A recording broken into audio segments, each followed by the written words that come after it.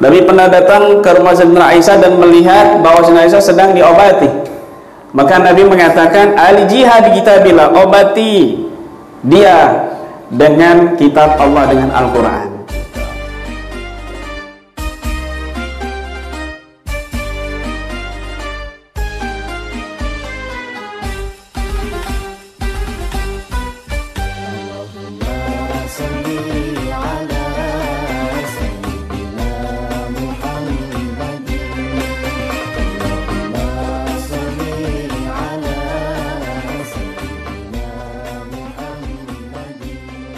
Kali ini kita sedikit membahas persepsi ruqyah nabawiyah yang disalahpahami oleh sebagian orang.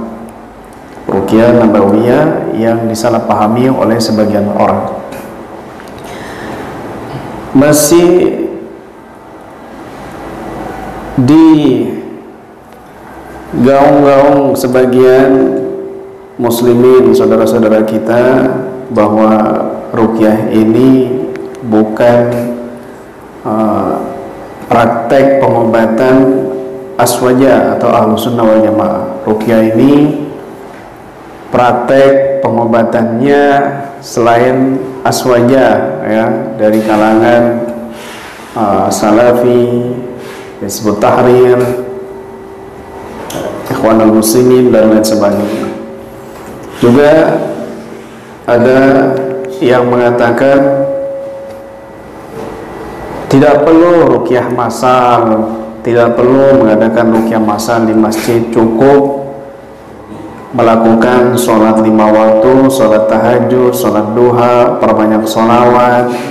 Tidak perlu ruqyah-ruqyahan atau tidak perlu mendatangi ruqyah di dalam masjid, begitu. Ada juga yang berpersepsi bahwa ruqyah ini justru membuka lubang dalam tubuh ini sehingga memancing atau mendatangkan jin di luar ke dalam tubuh sehingga penyakitnya bertambah parah, gitu. Bagaimana sih sebenarnya persepsi ruqyah itu dalam kacamata syariat Islam, dalam pandangan fikih Ahlussunnah wal Jamaah? Telah dibahas oleh para ulama kita Ahlussunnah wal Jamaah, diantaranya Al-Imam An-Nawawi, Al-Hafidh Ibnu Hajar Al-Asqalani, Ibnu Hajar Al-Haytami, dan para ulama-ulama lainnya, juga Imam Ghazali, ya, dan para ulama kontemporer seperti Sayyid Muhammad bin Ali Al-Maliki dalam kitabnya Abwabul Faraj. Maka sudah sangat jelas bahwasanya ruqyah itu termasuk daripada ajaran Islam. Ruqyah itu termasuk daripada ajaran Nabi Muhammad SAW yang diperbolehkan, meskipun pada awalnya dulu pernah dilarang, ya, sebagaimana kita telah bahas pada kesempatan sebelumnya. Tetapi para ulama kita, ya, bahkan menghukumi bahwa ruqyah itu sunnah, ya. Ruqyah itu penting sekali, apalagi di masa saat ini menjadi satu kebutuhan masyarakat, menjadi satu kebutuhan di masyarakat yang sangat andil di dalam kekuatan dan kesehatan kaum muslimin muslimat, begitu.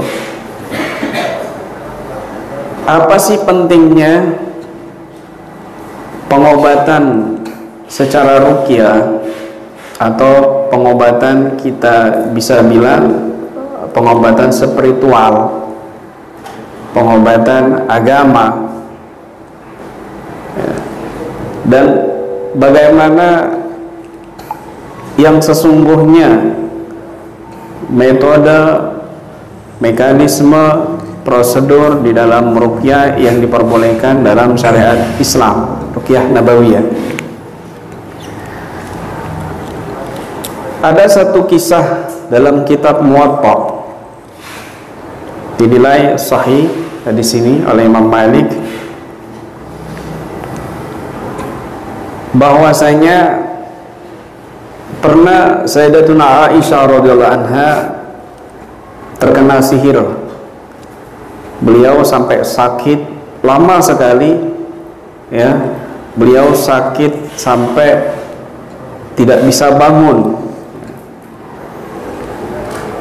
Kemudian ada seorang laki-laki, rajulun sindiyun, seorang laki-laki dari Pakistan, Sindi, datang dan mengatakan, mungkin itu seorang tabib, ya, yang sedang mendiagnosa Sayyidatuna Aisyah, dan mengatakan, annaki matbubah, sesungguhnya engkau ini matbubah, ay mashurah, engkau sesungguhnya ini disihir. Wahai Aisyah, wailun liman tabbani, celaka siapa yang berani menyihirku. Maka orang ini mengatakan, jariyatun, seorang budak perempuan yang engkau mau merdekakan nanti setelah engkau wafat, budak mudabbar, ya. Dan sekarang ini pangkuannya sedang dikencingi oleh seorang bayi. Kemudian didatangi oleh Sayyidatuna Aisyah si budak itu, dan ternyata betul lagi sedang membersihkan kencing bayi. Kemudian langsung Sayyidatuna Aisyah bertanya, hal anti sahartini, apakah kamu menyihirku? Si budak perempuan itu menjawab, na'am, ya. Dimana? Kenapa engkau menyihirku? Uhibbul itqa, aku pingin engkau merdekakan. Artinya pingin dimerdekakan secepatnya, nggak nunggu wafat. Budak mudabbar gitu. Marahkan Sayyidatuna Aisyah, akhirnya dijual itu budak dan dimerdekakan gitu. Kemudian nggak berapa lama istakat, anak Aisyah istakat, masya Allah antastaki. Dalam hadis itu dikatakan Sayyidina Aisyah ini sakit luar biasa dengan masa yang begitu lama karena sihir si budak perempuan tersebut, ya. Kemudian Sayyidatuna Aisyah bermimpi bahwa disuruh mandi dengan 3 sumur yang berbeda dicampur, lalu airnya itu dibuat mandi. Nah, kemudian beliau bangun dan bertanya kepada sahabat yang lain, maka sahabat yang lain mencari 3 sumur itu dan didapatkan betul ada. Lalu dari 3 sumur itu dijadikan satu dan diberikan kepada Sayyidatuna Aisyah, maka Sayyidatuna Aisyah menjadikan air itu untuk mandi dan tidak lama sembuh. Seketika itu fasufiyat, maka Sayyidatuna Aisyah disembuhkan oleh Allah Subhanahu wa taala. Dari hadis ini ada banyak pelajaran, ya, bahwasanya selevel Sayyidatuna Aisyah bisa kena sihir, ya, selevel wanita soleha seperti Sayyidatuna Aisyah bisa kena sihir, apalagi kita, ya, apalagi seorang perempuan. Kemudian yang kedua, di sini ada cerita seorang yang bisa mengetahui bahwa Sayyidatuna Aisyah ini kena sihir. Di dalam hadis itu tidak ada nas secara syar'i bahwa lelaki ini mendiagnosa terlebih dahulu apa langsung melihat Sayyidatuna Aisyah langsung bisa mengetahui bahwa dia kena sihir gitu. Maka spekulasi para ulama ini banyak tafsiran. Orang ini menggunakan khodam jin sehingga bisa mengetahui bahwa Sayyidatuna Aisyah ini kena sihir gitu. Bahkan orang tersebut bisa mengetahui siapa yang menyihirnya, ya, yaitu budaknya Sayyidatuna Aisyah yang kepingin dimerdekakan, tapi nunggu Sayyidatuna Aisyah wafatnya. A'tagat An-Dubur, yaitu dimerdekakan setelah Sayyidina Aisyah wafat, otomatis mereka. Itu. Maka dia ingin cepat, akhirnya nyihir Sayyidatuna Aisyah dan bisa mengetahui bahwa si budak itu sedang diompoli oleh seorang bayi. Ciri-cirinya fawasafa na'tiha kadza. Dalam hadis Muwatta tersebut, si orang ini menyifati si budak ini sifatnya begini, dan dia sekarang sedang diompoli oleh seorang bayi. Dan ternyata betul, setelah didatangi oleh Sayyidatuna Aisyah, betul di dalam riwayat yang lain di rumahnya tetangga, ternyata betul budak itu sedang diompoli oleh bayi. Dipanggil, kemudian sebentar aku mau bersihkan kencingnya bayi ini. Setelah dibersihkan, Sayyidatuna Aisyah bertanya, As-saharat ini betul kamu menyihirku? Naam, ya. Itu.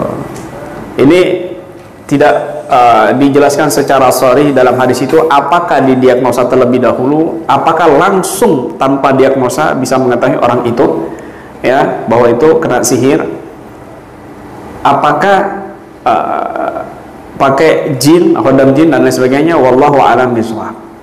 Artinya di sini hikmah berikutnya ya, poin berikutnya bahwa Sayyidatuna Aisyah mempercayai omongan orang itu.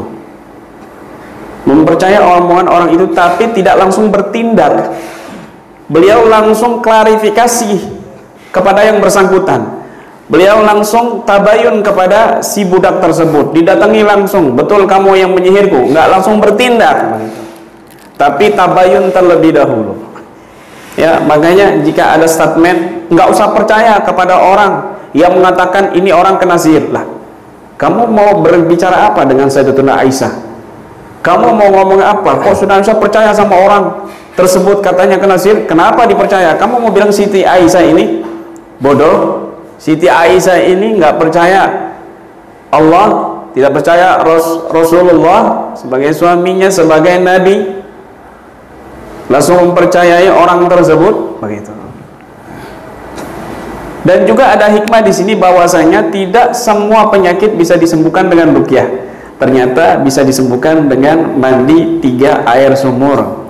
Dalam hadis Muwatta tersebut ya, ada ulama yang berspekulasi bahwasanya sihirnya Sayyidatuna Aisyah ini berkaitan dengan air, sehingga sangat ampuh, sangat mujarab jika diobatkan dengan mandi dengan air. Sehingga banyak para praktisi menggunakan metode mandi dengan beberapa air sumur atau air hujan atau air yang dicampur dengan bidara ya, karena merujuk kepada hadis ini dan lain sebagainya ya. Bahkan Sayyidatuna Aisyah itu dapat obat itu lewat mimpi, disuruh mencari 3 sumur tadi itu, kemudian beliau bangun dan menyuruh beberapa sahabat untuk mencari 3 sumur itu ya, abaran thalatha ya, sumber mata air 3 kemudian didapati dan dibuat mandi oleh Sayyidatuna Aisyah ya. Memang tidak semua penyakit ini langsung sembuh dengan ruqyah. Ada beberapa penyakit ya, medis, non medis yang Nabi Shallallahu Alaihi Wasallam merekomendasikan dengan pengobatan secara alami, secara medis, diantaranya madu ya.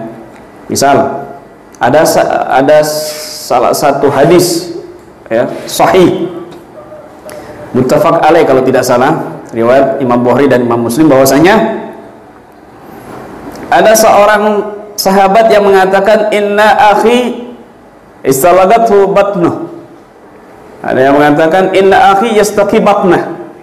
Wahai Rasulullah, saudaraku ini mengeluhkan perutnya mencret. Istalagathu batnuh, mencret ya Rasulullah. Maka Nabi SAW mengatakan iskihi asalan, minumkan madu.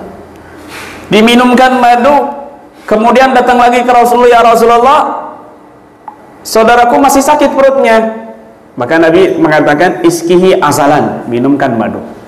Kemudian datang lagi yang ketiga kalinya, ya Rasulullah, saudaraku ini masih sakit perutnya, iskihi asalan, minumkan madu. Maka diminumkan madu, Terus keempat kalinya, ya Rasulullah, inna akhi masih sakit, izalagatu batnuh, perutnya masih sakit. Yang keempat ini, maka Nabi SAW menjawab, sadaqallah wa kadhiba batnu akhik, sungguh benar Allah dan dusta perut saudaramu itu. Iskihi asalan, minumkan madu. Maka diminumkan madu yang kelima kalinya, baru sembuh. Nah, baru sembuh. Artinya apa? Mungkin yang pertama, kedua, ketiga, empat kurang yakin dengan perintah Nabi. Sampai Nabi mengatakan, sadaqallah, Allah itu maha benar. Enggak mungkin bohong bahwa madu itu syifaan linnas. Ya, bermacam-macam warna, mukhtalifun alwanu, tapi itu fungsinya syifaan linnas, kesembuhan untuk manusia. Bermacam-macam pendapat, karakter dalam ahlu sunnah wal jamaah, bermacam-macam metode dalam ahlu sunnah wal jamaah, tetapi sifa'un linnas, semuanya itu obat untuk manusia. Maka ini menjadi salah satu alternatif juga, bahwasanya kalau sakit perut maka minumkan madu, ya kan? Nabi nggak mengatakan ruqyah, tidak. Juga ada hadis Nabi mengatakan, innal humma min fahi jahannam fa'abriduhu bil ma'. Sesungguhnya demam itu termasuk dari uapnya api jahanam, api neraka. Fa'abriduha bil ma', maka sembuhkanlah dengan air, kompres begitu. Ya. Ada lagi orang-orang dusun Badawi datang, "Ala natadawa ya Rasulullah, bolehkah kami berobat dengan secara obat-obatan alami, medis wahai Nabi?" Maka Nabi mengatakan, "Tadau fa innallaha khalaqa da'an illa ja'ala lahu dawa." Silakan kalian berobat ke dokter, maksudnya. Silakan. Kenapa? Karena Allah tidaklah menciptakan penyakit kecuali Allah juga menjadikan obat dan penawar dari penyakit tersebut. Begitu. Dan juga suatu hari Rasulullah SAW pernah masuk ke rumah Sayyidatina Aisyah, istri beliau. Kemudian melihat Sayyidatina Aisyah sedang sakit, diobati seorang perempuan. Dakhala ala Aisyah radhiyallahu anha wa fiha imra'atun tu'alijuha wa tarjiha. Wa qala Nabi sallallahu alaihi wasallam bi kitabillah. Nabi pernah datang ke rumah Sayyidatina Aisyah dan melihat bahwa Sayyidatina Aisyah sedang diobati. Maka Nabi mengatakan, alijiha bi kitabillah, obati dia dengan kitab Allah, dengan Al-Quran gitu. Ya, disuruh Sayyidatina Aisyah ini obatnya pakai Al-Quran. Mungkin dia ngobatin mijat atau bagaimana, maka Nabi SAW memerintahkan obati Aisyah dengan Al-Quran, begitu. Jadi banyak momen-momen, situasi-situasi di mana Nabi SAW mengajarkan kepada kita kondisinya, orang yang sakitnya begini, obatnya begini, orang yang sakitnya ini, obatnya begini, orang yang kena ain. Bahkan Sayyidina Aisyah pernah mengatakan, inna Nabi SAW ya'murni an astaqiya minal ain. Sesungguhnya Nabi SAW memerintahkan aku untuk diruqyah diriku dari penyakit ain, begitu. Maka ini menjadi dasar bahwasanya penting sekali ruqyah dan memiliki andil di dalam pengobatan secara Islam, secara spiritual, ya, dan ini penting sekali. Adapun statement yang mengatakan orang-orang yang ruqyah ini pikirannya rupiah, pikirannya mereka ini fulus dan lain sebagainya, ini statement yang keliru dan salah. Kenapa? Secara hukum fikih saja diperbolehkan kita mengambil upah, diperbolehkan kita mengambil upah dari ruqyah. Inna akhad ma akhadtum bihi kitabullah, inna akhad ma akhadtum bihi ajran kitabullah.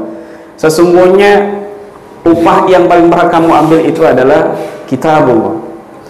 Ya, ini berkaitan dengan hadis Abu Sa'id Al-Khudri ketika datang ke satu daerah, tidak ada yang mau menjamu. Kemudian satu suku di situ, ketua suku di situ kena kesengatan kalajengking. Maka utusan kepala suku itu datang kepada para sahabat, diantaranya Abu Sa'id Al-Khudri di situ. Siapa di antara kalian yang bisa menjampi-jampi ketua sukuku, sedang kena sengatan kalajengking? Aku tidak akan menjampi ketuamu kecuali kamu menjamu kami. Akhirnya disepakati dan dibacakan oleh Abu Sa'id Al-Khudri Al-Fatihah 7 kali dan sembuh seketika. Maka Abu Sa'id Al-Khudri dikasih upah kambing. Ini dengan jelas Abu Sa'id Al-Khudri, sahabat Nabi ini, meminta upah dari rukyahnya itu. Kemudian para sahabat ini, ayo bagi-bagikan. Kata Abu Sa'id Al-Khudri, tunggu dulu, kita datang ke Nabi dulu ya, kita tanya-tanya dulu, ini gimana hukumnya. Maka datang ke Nabi, diceritakan sama Nabi. Nabi menjawab, dari mana kamu tahu bahwa surat Fatihah ini termasuk wasilah untuk bacaan ruqyah gitu. Ayo bagi-bagi kambingnya kepadaku, kata Nabi SAW. Dalam ayat yang lain, inna ma akhadtum bihi ajran kitabullah. Sesungguhnya upah yang paling berhak kamu ambil adalah dengan kitab Allah. Dari hukum fikih saja diperbolehkan mengambil upah. Tetapi ketahuilah, di KBRA Keluarga Besar Ruqyah Aswaja tidak mematok upah, bahkan lebih banyak memberikan biaya kepada orang-orang yang datang kepada kami. Bahkan lebih banyak berkorban mengeluarkan biaya untuk orang-orang yang datang kepada kami. Ada pasien jauh, jaraknya 60 kilo, kita datangi karena dia butuh bantuan kami, kita nyewa mobil, sewa mobil, kemudian sewa mobil 300.000 waktu itu. Kemudian belum bensinnya, belum bayar supirnya, waktu itu belum punya mobil. Kemudian nyampe di sana orangnya nggak mampu. Tapi kami bilang bahwa nggak usah bayar. Tapi dia tetap mau bayar dan diberikan kepada kami. Ketika kami buka cuma 50.000. Tidak sebanding dengan upaya kami menyewa mobil, bayar supir dan lain sebagainya, begitu. Lebih banyak kami berkorban untuk para pasien. Bahkan banyak kita berikan pengobatan gratis, upah gratis, dan juga kita kasih uang untuk lebih lanjut pengobatan medisnya dan lain sebagainya gitu. Maka ruqyah ini umum sebenarnya, tetapi yang tidak boleh ya, ruqyah yang mengandung kesirikan, ruqyah bukan dengan bacaan-bacaan yang dipahami maknanya, ruqyah bukan dengan Al-Quran, dzikir dan lain sebagainya ya, maka ini ruqyah yang terlarang. Ruqyah dengan bacaan yang nggak tahu maknanya, di situ kemungkinan ada kekufuran. Maka ini yang dilarang oleh para ulama kita, begitu. Apalagi ruqyahnya ini mengandung provokasi. Kamu ini ada jin karena sering mengamalkan salawat nariyah, kamu banyak dimasuki jin karena sering maulidan, sering istighosan dan sebagainya. Ini ruqyah yang provokator. Kita mengkonter ruqyah yang seperti itu ya. Mudah-mudahan hal ini bisa dipahami.